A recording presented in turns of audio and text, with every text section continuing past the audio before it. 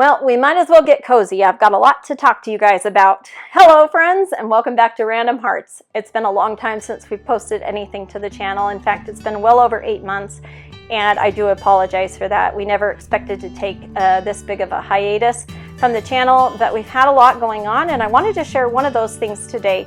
As you can see, I have a new set of teeth in my mouth, and I am super happy with what has happened here. So I wanted to share the whole process and give you a cost breakdown and tell you what I thought of this whole situation and process.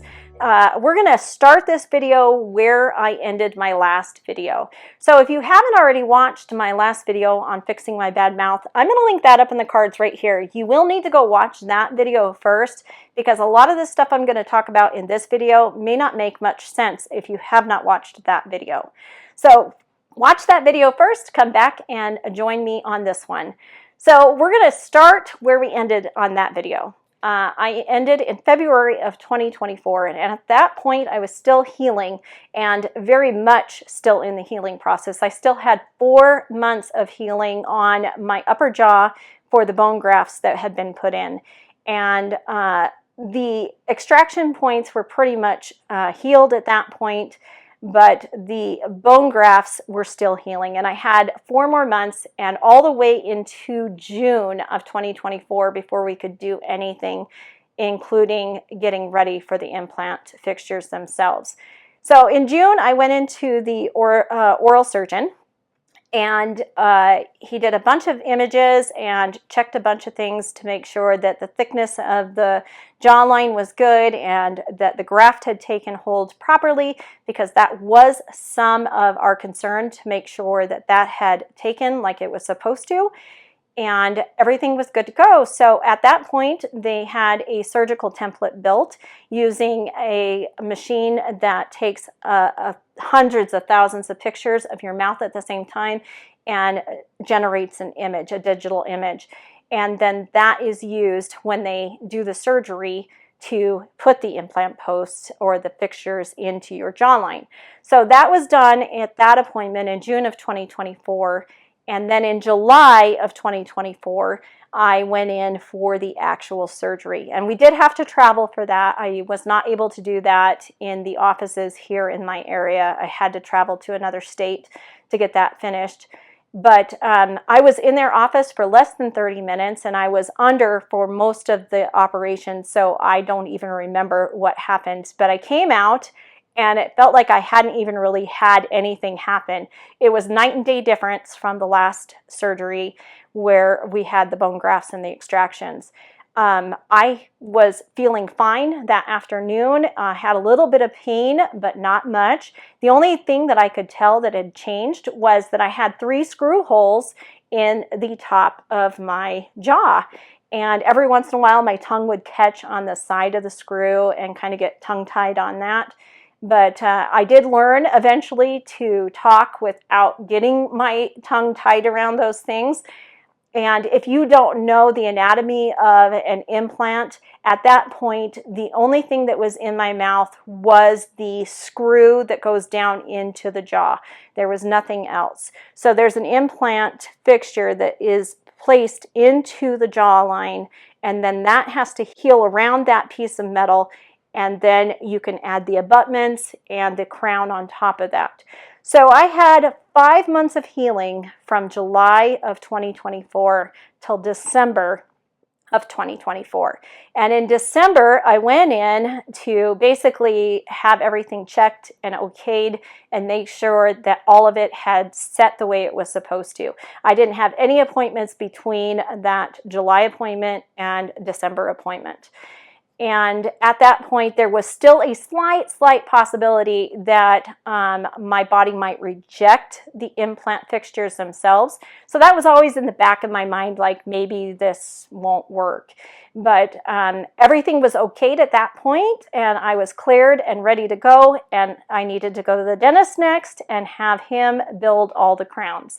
I had 5 total crowns in my mouth.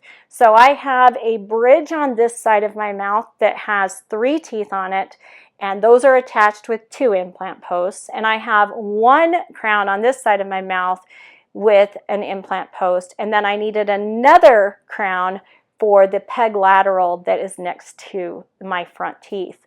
And so a total of 5 crowns had to be built. Well, unfortunately, when we finished my appointment in December, it was too close to the holidays, and I could not get an appointment in with my dentist until February.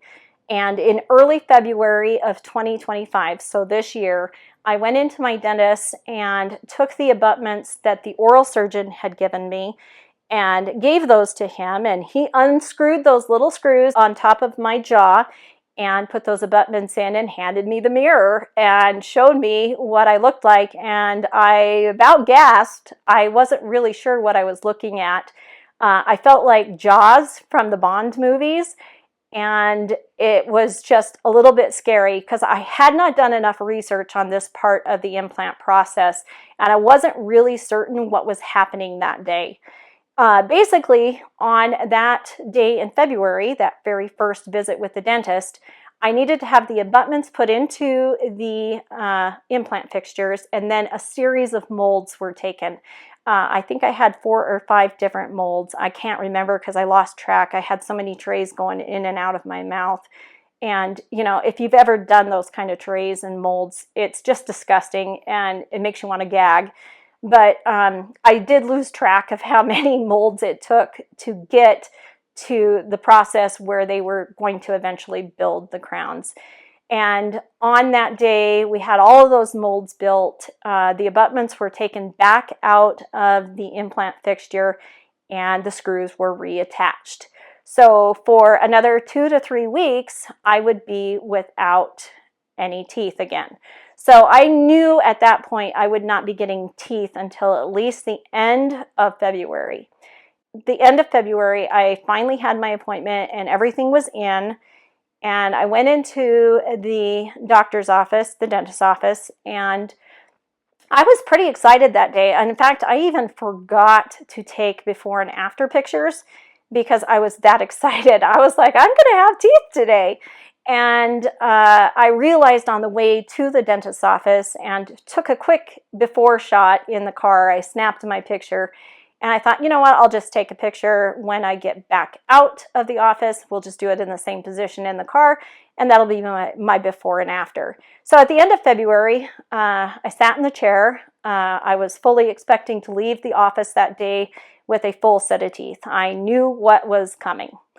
And I wasn't as naive as the first visit and just having no clue what I was up against.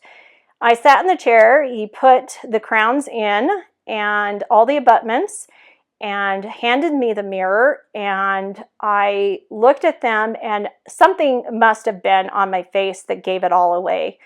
But I was not as happy as I thought I was going to be with what I was seeing. Everything in my mouth that was new had a gray tone to it, and my dentist did take pictures and show me that it wasn't showing up in the pictures, but the problem was it was showing up for me, and I was having a great deal of problem understanding why my teeth looked so gray. There was no reason for that. I had very healthy teeth otherwise, so I was kind of distraught at that point. Like I had this all built up in my head that I was going to leave the office that day with teeth. And the hygienist came into the room just for a second opinion. And she basically said, "This is your choice." And the dentist said, "Yeah, this is definitely your choice. We can send them back at this point and have them remade. But if you leave the office this day, this very day, with your teeth in your mouth like they are right now, they're yours. And if you want to go through this process to change anything, it will be that cost again." So we deliberated for about 30 minutes or so on what the implications of all of this would mean. It wasn't a big difference, but it was a subtle enough difference that I didn't want to keep them in my mouth and be regretful. So we did some color matching. The dentist did a couple of different waves of color so that we could kind of mix those porcelains together and make a more natural looking tooth. and I sent the teeth back. I was very disappointed that day and felt like this was never ever going to end. And we had a trip planned in the middle of March, and I knew that I wasn't going to have teeth for that. I was going to see family and friends and go on vacations, that I wanted to take photos, and there was no way I was going to be able to do that. I would still have no teeth. So it was kind of a downer day, but at the same time, I feel like the hygienist told me at the end when I was getting ready to leave, she said, you know, you have made a good decision. Those did not work. They did not look as good as they should have. So I don't blame anyone for that. It is very hard, especially in different lighting.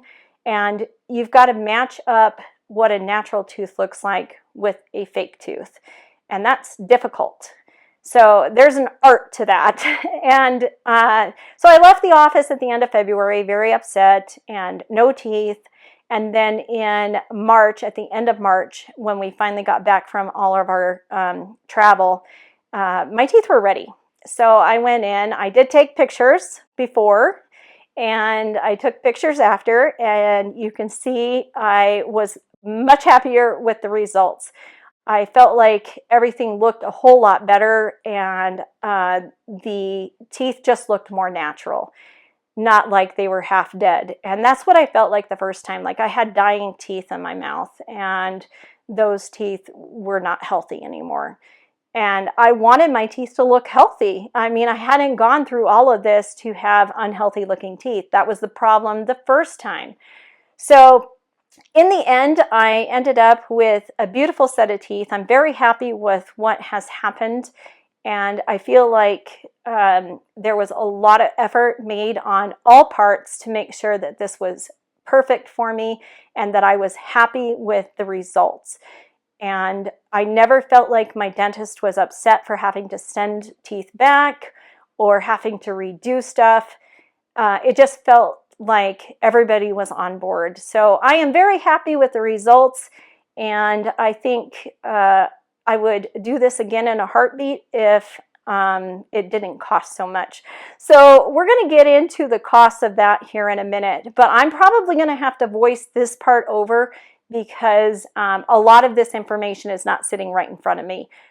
As with most medical and dental procedures in the United States, there are some hidden costs, and you can expect those, but this was a doozy.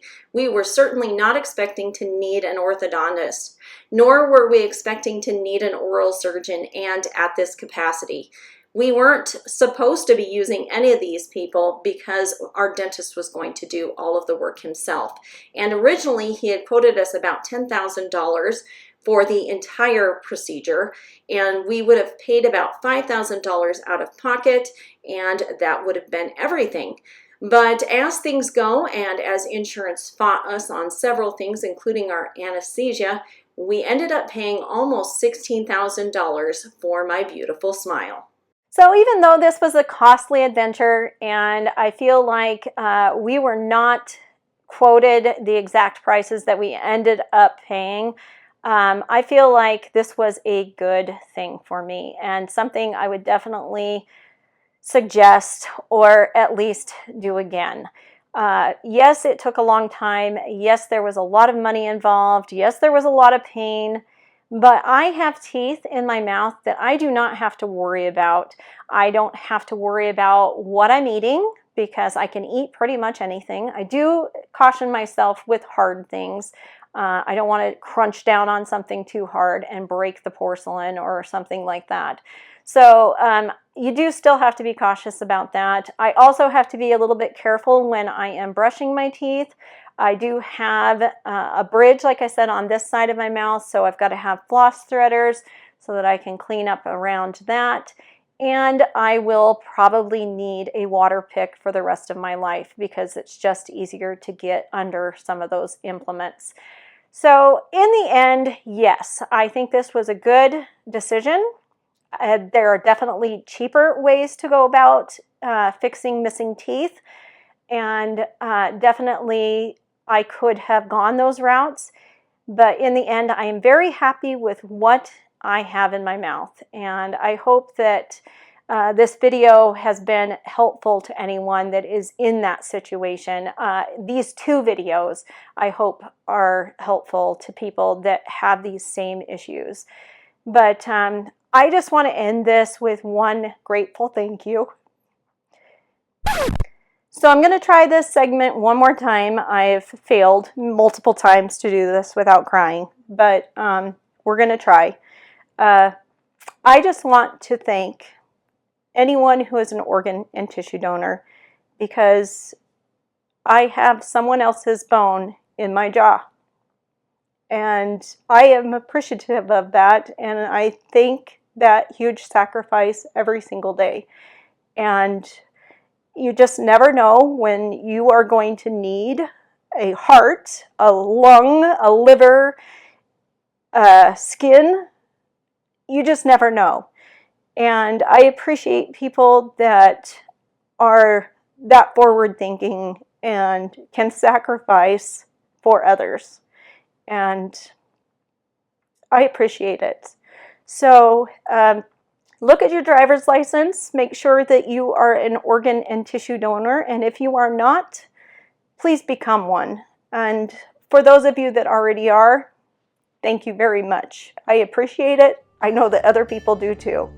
So I hope you've enjoyed this video. If you have, give it a thumbs up. And if you have any questions or comments, leave those down below for me. And hopefully we'll see you around soon. We probably will have some videos coming out here really quickly. But we hope you're having a lovely day wherever you are. And we'll talk to you soon. Bye-bye.